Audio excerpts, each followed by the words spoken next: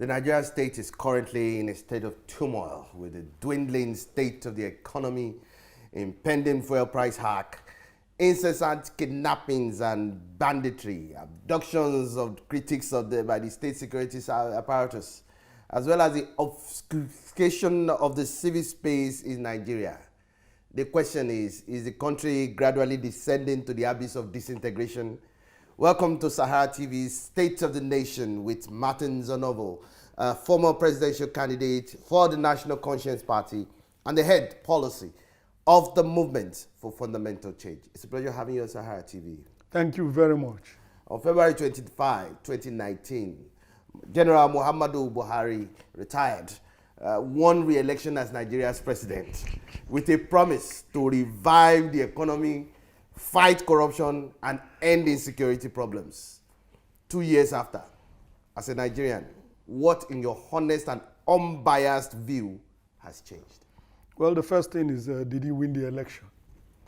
I do not think he won any election. I think he imposed himself on us. I think the facts are very clear. That's one. Two, about the declared objectives of security, anti-corruption, and the economy. We can show scientifically to even the most imbecilic individual that this is the worst government Nigeria has ever had. And let's take them one by one. Let's take corruption. This is the most corrupt government ever. And don't accept it because I have said it. Look at the indices.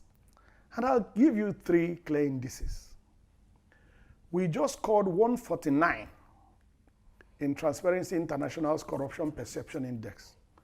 That is the worst rating for Nigeria ever. Nigeria has never scored 149 before. It was still under this government that we had the most damning official Auditor General's audit report. If you look at the Auditor General's audit report for 2019, there is no way General Buhari can remain in office. There's no way. It's the most damning ever. And that's an official report by the government itself. If you look at the size of corruption scandals, the $25 billion NMPC contract scam is the biggest contract scam in Africa ever. So the indices are very clear. And the results we have seen is very clear. Let us remain scientific, because this government is all about propaganda. But propaganda is not science. And the particular propaganda of this government is absurd. Completely absurd. Like the latest statement of the government about insecurity and kidnap of children. Say children also get kidnapped in developed countries. In other words. In other words. So the propaganda of this particular government is completely illogical, senseless. So with regards to corruption, the final result is that using official appropriation arithmetic, General Buhari has spent about 41 trillion naira of public funds since he became president. Official appropriation figures. And there is nothing significant to show for 41 trillion. There is no new refinery. There is no new power station. 41 trillion has vanished. And there is nothing concrete. And if you know something that's concrete, please let me know. There is nothing concrete for the 41 trillion. Go and look at the official Sukuk projects. Sukuk. The projects funded from the Sukuk funds. Go and look at those official projects. Some of those projects are going at over 5 billion per kilometer. I want Raji Fashola, SAN, to explain how he does roads at above 5 billion naira per kilometer. These are official numbers. Just look at projects funded by Sukuk. Look at the road projects. Look at the project figure. Look at the mileage, the length of the roads. Just do the arithmetic. Now, the African Development Bank funds projects, road projects in Africa on an average cost of about $150,000 per kilometer. Convert that. That's about 60 million naira. That's about 60 million naira per kilometer. But this government is publishing to the whole world that it is doing some roads at over 5 billion per kilometer. So when you want to talk about corruption, corruption is not a suitable word for what is going on here. We just have to find another word. Let us go to security. Or maybe we should leave that last because that's the most. Exactly. Let's talk about the economy very, very briefly so we can dwell on security. Considering the weak economy that we have, the dwindling state of the economy that we have, yet we continue to hear the propaganda reports that the economy is headed in the right direction. Based on a recent statement credited to the United Nations Deputy Secretary General. I mean, and then we also had the Minister of Finance that Nigeria has actually headed out of recession. And Nigerians are really to trust this government with all this. Well, you can't because that's why I say that the propaganda of the government is completely absurd.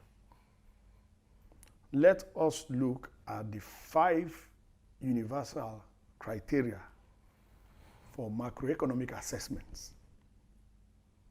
Let us look at GDP. Let us look at public debt. Let us look at the value of the naira. Let us look at unemployment. Let us look at inflation. Let us not mention poverty because this is the global capital of extreme poverty. And we were not like this until Buhari took over power. We were not the global capital for extreme poverty until Buhari came to power.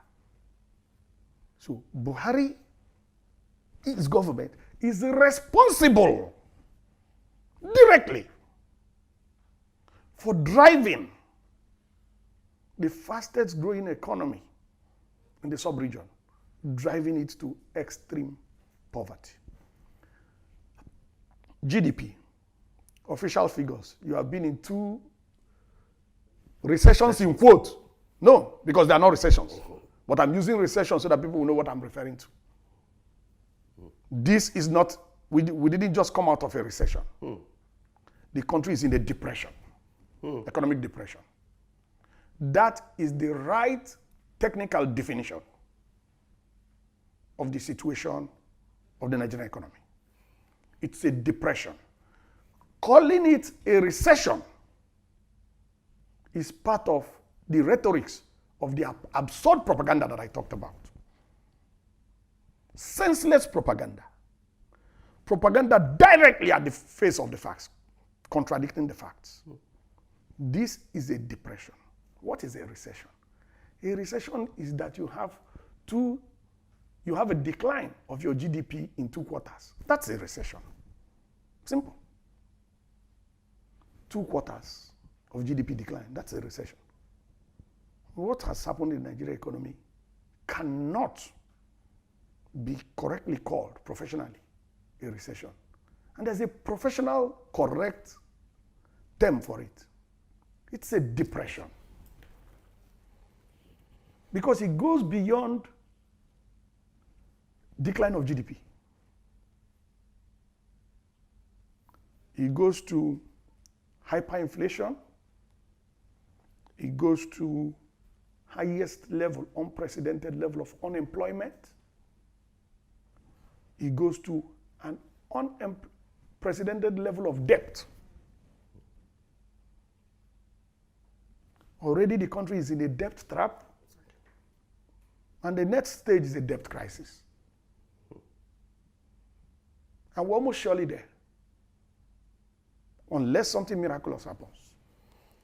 Away from the economy. Yes. And with Nigeria's economy in crisis, kidnapping has become a major growth industry.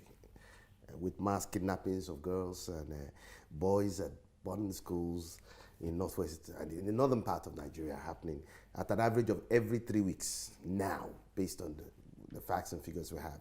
Has insecurity come to stay in Nigeria? Insecurity cannot come to stay. Insecurity has come to stay with the present government. And the present government cannot last forever. It will not last forever. So insecurity has not come to stay, unless you're talking about come to stay in the short term. Once you have a good government, these things will stop. And right now, we have a confession that the media has not given appropriate attention. Kawu Baraje Alhaji was a leading chieftain of the APC, and he has confessed that they imported the foreign mercenaries who have become bandits. He has confessed. How much more evidence do you need? He has confessed that they imported them for the elections. This is public. Why is the media not following up? Why are we not asking for accountability? So it seems very clear to me and to so many others. If you're in the public space, you hear people talking and pointing fingers. The ruling party is the direct sponsor of terrorism and insecurity in Nigeria. My name is Martin Onovo. I said it. APC is the direct sponsor of insecurity and terrorism in Nigeria. Ask me for the evidence. What are the facts? Good. I just gave you confession of Kawu Baraje. Okay. That's number one. Number two, Miyetti Allah made a public statement that if you want peace in your state, don't call any meeting. Provide land for Fulanis in your state. Public statement. Miyetti Allah. Miyetti Allah is a collaborator with the ruling party. We had a report that the ruling party funded Miyetti Allah to the tune of 100 billion. I wasn't there when the payment was made, but that's in the public domain. We had an official report that the government of Nigeria was going to establish a radio station in collaboration with Miyetti Allah, where Fufude, the Fulani tribal dialect, will be the language of communication. Now, interestingly, you asked me for facts.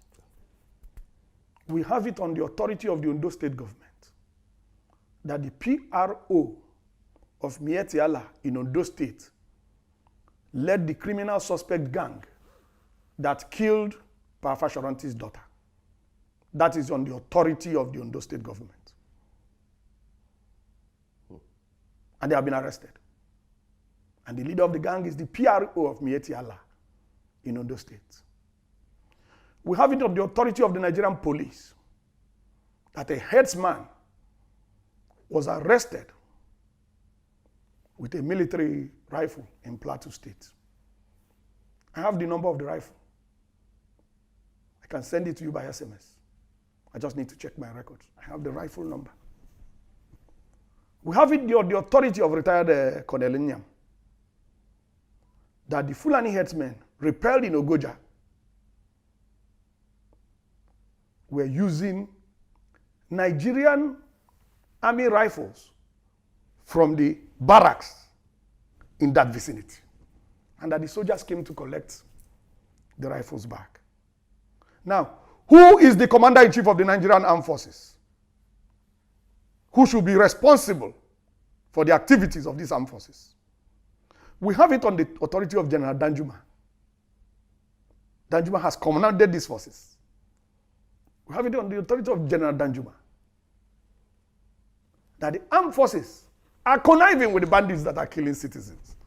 How much more evidence do you want? How much more evidence? We have hard physical evidence. We have testimonies from relevant authorities. How much more evidence do you want to know that the ruling party in Nigeria, the APC, is the sponsor of insecurity and terrorism? How much more evidence? I don't need any more evidence. I am 1,000% convinced, and nobody has contrary evidence. The APC, the ruling party in Nigeria, is the direct sponsor of terrorism and insecurity in Nigeria. That is damning. For the fact that the Nigerian government sponsored terrorism has finally been institutionalized under this Buhari's regime. I forgot one point. The trial in Dubai. The trial in Dubai, where some Nigerians were convicted for terrorism financing in Nigeria. The published report said that they were traced to people high up in government. So how much more evidence do we need? All the evidence is out there. But as a people, because materialism and corruption has weakened us as a people, we are not able to stand up for anything. Money is stronger than truth. Any community where money is stronger than truth is ruined. Truth is the foundation. Any environment, even if it's a family, or a village, or an organization, where money is stronger than truth, that family or village is ruined. And in Nigeria, money is stronger than the truth. And that is the brink where we have brought ourselves. Because this is not an act of God. We deliberately walked ourselves to this abyss. That's serious. The Arewa elders, a couple of days back, said that Buhari doesn't understand the magnitude of insecurity in the north. While the Senate President Ahmed Lawan yesterday expressed regret at what banditry is fast becoming in Nigeria, describing the situations as unacceptable, and that quite a number of people are benefiting from the situation.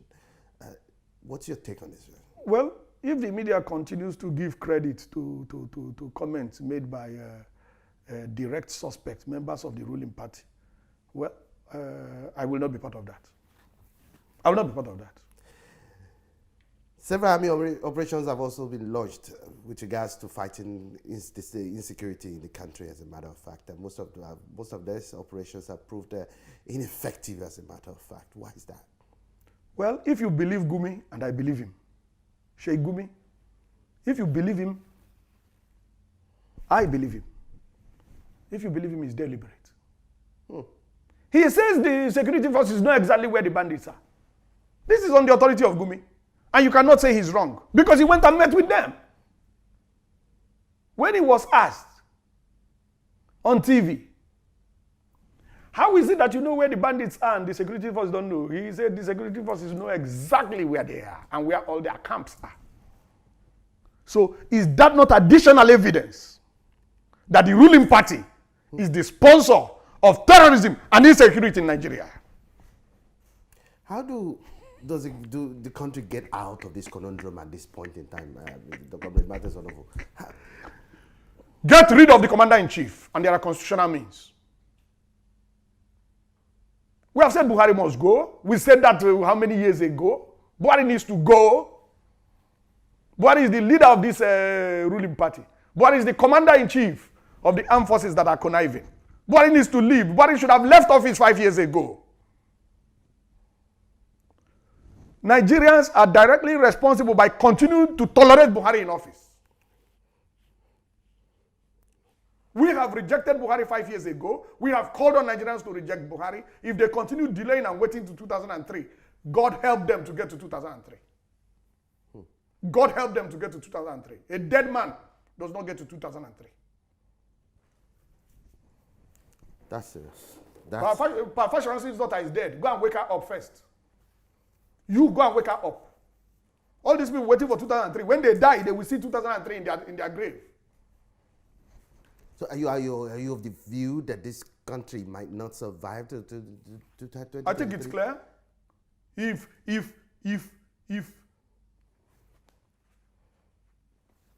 fringe organizations can enforce a food blockade against the South. Exactly, that's where we're fringe organizations, and the government folds its hands, and you think the country is going to survive? I'll ask you next year. Buhari needs to resign today. He should have been impeached 5 years ago, but it's better late than never. Earlier on, you talked about constitutional means to get rid of the president. There are several now. But resignation is an option. Impeachment is an option. Medical incapacitation is an option. Do you a man who goes to hospital for 104 days and is not able to perform the duty? Does the president is he not medically incapacitated? It depends on your own interpretation. There are several means. Now, does the president, the current legislative arm of government, has the will to actually do that? What do you mean? Do they represent their children there? They represent us. They're representing you and I. They're representing Nigeria. They will have to do what we ask them to do. But do you trust this National Assembly to actually? I don't trust them, but we can compel them. And how do Nigerians do that? Oh, it's very simple now. What do you mean? It's very simple. What do you mean? How did we get rid of Patricia? The fact is that we want a developed country, but we don't want to work for its development. I remember a particular extract from a speech made by the Australian president.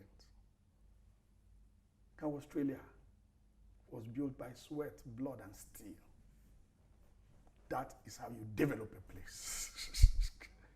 This lazing about, celebrating mediocrity, collecting a slush fund does not build societies.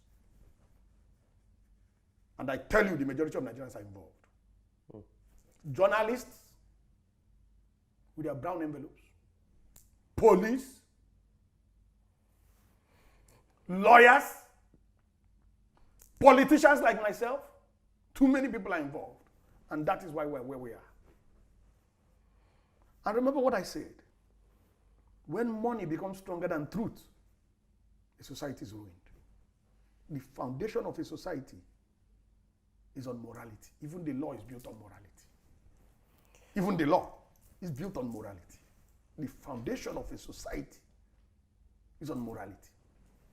So this idea of pecuniary interest, vested interest, personal advantage, the old British rules of conduct for public officers forbids using your position to advance your personal interest. So why do you think they had that wisdom? And you lost your position if it was shown that you had abused it in favor of your personal interest. It is in the oath of the President of Nigeria. Go and look at the oath of allegiance. I have personal interest, you have personal interest. Okay. When you hold public office, and that's what you call conflict of interest, you don't allow your interest to conflict with your public responsibility. That's the meaning of conflict of interest. Comrade Onovo, let me circle back a bit with regards to the issue of the food blockage, for example, and the multiplier effect is already having, especially with the prices of food, commodities going up, especially in the South. Everybody is a loser. Even the northern farmers are losers. Now they are losing their perishables. They have been called for. They invested to farm. We are not buying where inflation, food inflation has hit us. They are not selling. They are losing their capacity to continue to farm. It's a direct attack on the economy.